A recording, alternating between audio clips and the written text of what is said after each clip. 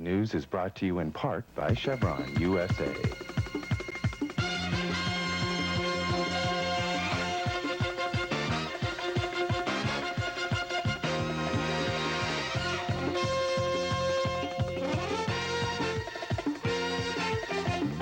News Service 2 presents Alaska Nightly News with Victor George, Linda Taylor, and the entire Channel 2 News team.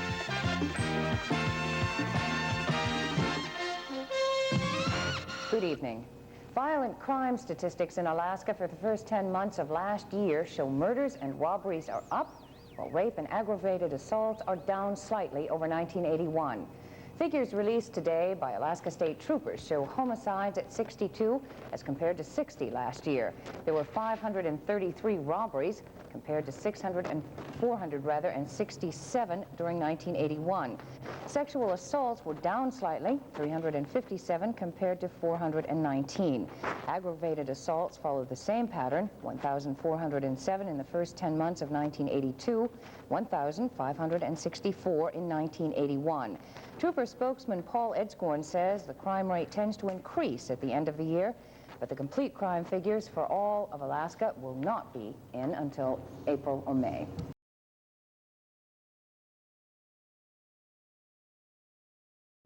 Meanwhile, Alaska drug enforcement officers have been given new powers in their battle against drug dealers. Many of those powers were previously granted only to federal officers, but not now. Brian Murray reports. Alaskans are aware that the Controlled Substance Act, which began on the first day of this year, has stiffer penalties for some types of marijuana possession. But now state drug enforcement officers have some extraordinary leverage in their pursuit of serious dealers of drugs. Many of their powers rival those of the Internal Revenue Service. This woman helped write the new laws. She is Assistant Attorney General Rhonda Butterfield. And the reasoning behind it is to take the profit out of drug trafficking and to make drug trafficking less attractive and less profitable. State drug enforcement officers can now seize the property of a person suspected of dealing drugs. The list of items local police officers can take is virtually endless. Planes, boats, cars, trucks, snowmobiles, motorcycles, anything in it with an engine in it that runs. As far as bank account? Bank accounts, yes. Assets, money, negotiable instruments like checks, securities, gold, Krugerrands, whatever the person has that is negotiable that has been derived from drug profits.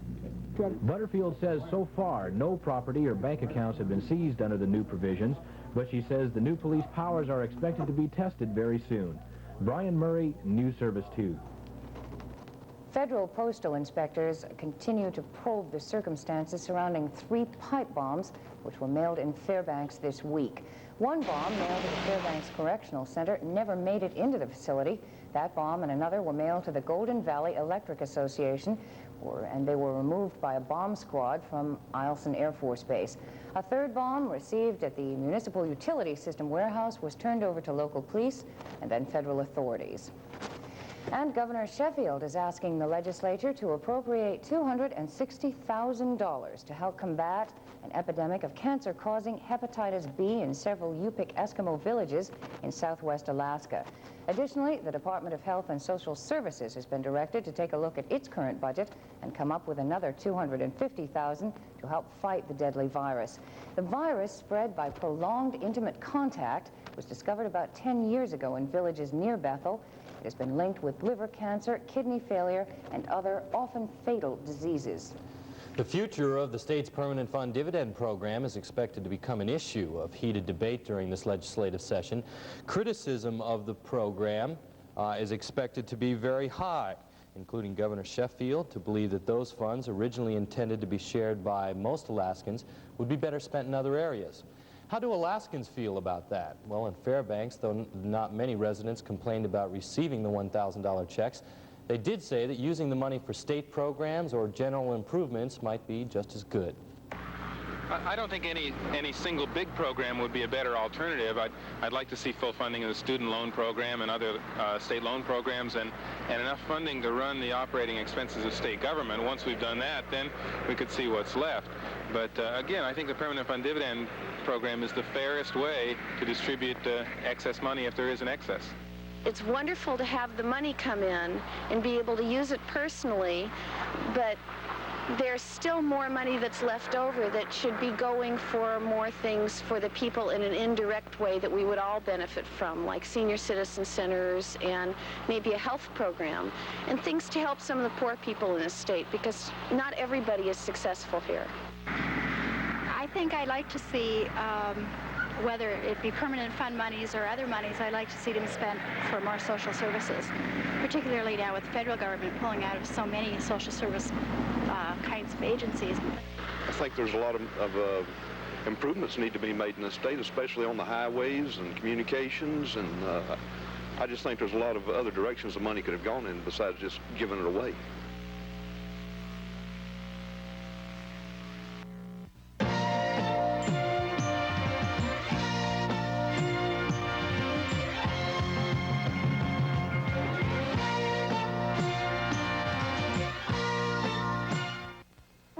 Behind every Chevron sign is nearly 100 years of Alaskan history.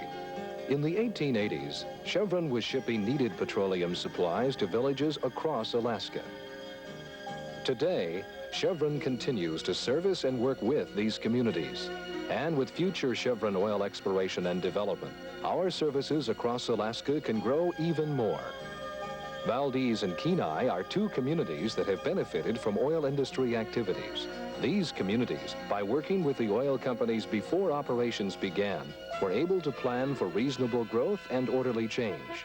Other communities can share these benefits too.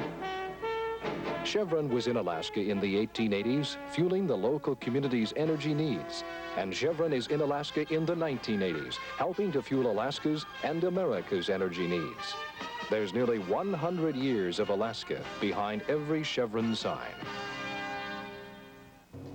Governor Sheffield today named 4 new members to the University of Alaska Board of Regents. They are Juneau attorney Gordon Evans.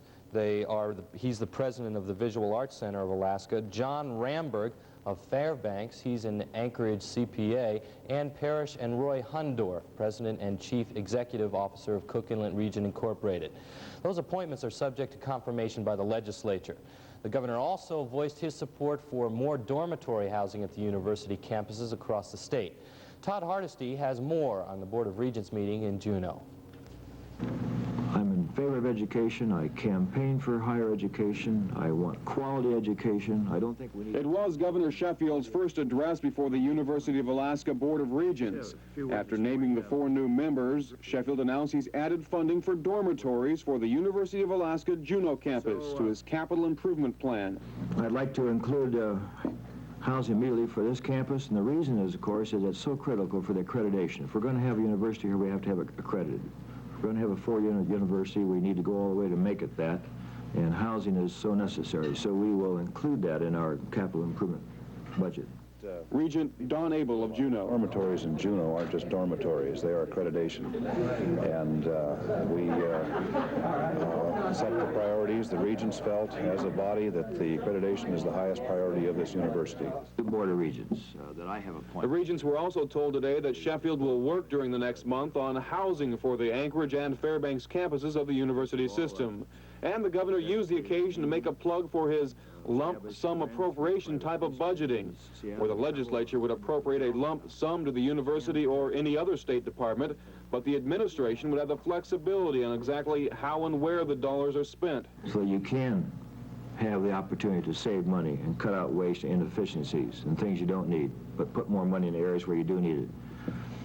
I'm hopeful that the legislature will get enough trust in our administration, enough confidence in our administration, enough confidence in what we're trying to do for the people of Alaska, that we'll have that flexibility. Sheffield's plan is not likely to sit well with many lawmakers. And there's still the question of the university's budget, which, with inflation factored in, Sheffield said today is 2.5% below this year's levels. The Regents had requested a 10% increase. University President Jay Barton. I think the fat's been bled out, but there are many ways in which we can rethink what we do. What's that modern phrase? Not working harder, but working smarter. And we're going to try things like that. In Juneau, Todd Hardesty, News Service 2. Recently, a delegation from the University of Alaska went to the Soviet Union, not to discuss political detente, but to talk about the way each country deals with cold weather illnesses and alcohol addiction. Certain parts of Siberia have a climate similar to Fairbanks and other parts of the interior, and the Soviets have their own indigenous native populations. These similarities help the two groups share possible solutions to common problems. Dr. Bernard Siegel gives us an example. They seem to have developed a very highly integrated network for providing health services to extremely rural communities. In that respect, ours does not seem to be as developed. Last summer, State Education Commissioner Marshall Lind notified the Fairbanks School Board of a budget cut of $1.5 million. He also indicated that as much as $3.2 million could be cut. Apparently, the worst has come to pass, as we see in this report from Nolan Spencer. How do you stay away from the classroom when you're talking about $1.7 million in 4 months? That's the problem facing Superintendent Ken Burnley and the Fairbanks School Board. When the commissioner announced the shortfall last June, the board immediately amended its budget to accommodate the cut. The move impacted 21 people, both teachers and office personnel, directly. Crowded classrooms are standard now, and many school programs could be cut. Before last Tuesday, the cut was only a vague possibility. But now we received a recent communique that tells us that the worst case scenario is also occurring. And that is a further reduction which hits us to the tune of 1.7%, which was a possibility last June, but now is a reality. Both of those realities have occurred because education essentially had indicated what the needs were, and the budget, the money basically were not appropriated. We have now, hopefully, a supplemental that's been pre-filed, and we're just really hoping, that it's appropriated because the need is real. Dr. Burnley says approximately $800,000 in excess funds from fiscal year 1982 may help to ease the crunch somewhat, but with just 4 months to absorb the cut, Burnley says he doesn't see how to keep the problem out of the classrooms. In Fairbanks, Nolan Spencer, News Service 2. On the average, over 15 dogs are put to sleep daily at the Fairbanks Animal Shelter. A new identification system for animals is being implemented to reduce that number, however. Jerry DeHogue has more on that story. Adorable or not, if someone doesn't adopt these puppies within 3 days, they may never have a home. Last year, over 6,200 dogs were brought into this animal shelter. That's an increase of 1,000 dogs over 1981. Luckily enough, between 40 to 60% of them are either returned to owners or they are adopted. Unfortunately, a large number of them aren't. In 2 months, equipment for tattooing animals will be available at the shelter. Superintendent Bob Spencer explains the reason for tattooing. The purpose of tattooing is to provide a permanent identification number, which we'll keep a record of down here, so if their animal is lost and then later found by someone, either they can call in for a number trace, or we can be more likely to return an animal to its owner. Spencer says a tattoo program in Vancouver, BC has a return rate of 80%, which is quite a substantial number. Spencer is hopeful that the tattoo program in Fairbanks will have the same, if not better, results. In Fairbanks, Jerry DeHogue, News Service 2. Sometime between now and Tuesday, somewhere in the world, pieces of the Soviet spy satellite Cosmos 1402 will hit the Earth, either on the land or in the water. The so-called footprint of the satellite could be 30 miles wide and 500 miles long. Nolan Spencer has more. Somewhere up there, the remnants of the Soviet spy satellite Cosmos 1402 are circling the globe, preparing for the inevitable plunge to Earth. Scientists and civil defense teams all over the world are preparing for the possibility of radioactive pieces landing in their neighborhood. Here in Fairbanks, the possibility of the spy falling on someone is remote, with less than a 2% chance of fragments landing in the United States at all. Borough Emergency Services Coordinator Bob Cavanaugh says potential problems exist after Cosmos 1402 hits. Subsequent dangers are primarily from the possible radiation that will come out of it. They should not be strongly radioactive, any pieces that get down, but if somebody were to see them and pick them up and put them in their pocket, the chances are that they could be hurt by them. And so just see a particle, happen to walk by one and say, well, gee whiz, maybe that's a satellite particle, and get away from it. There should be probably no more radiation exposure than they get from an X-ray, if that much. Although Kavanaugh says the odds of someone being hit by pieces of falling cosmos are roughly the same as being smacked in the head with a meteorite, it still doesn't pay to take chances. In Fairbanks, Nolan Spencer, News Service 2.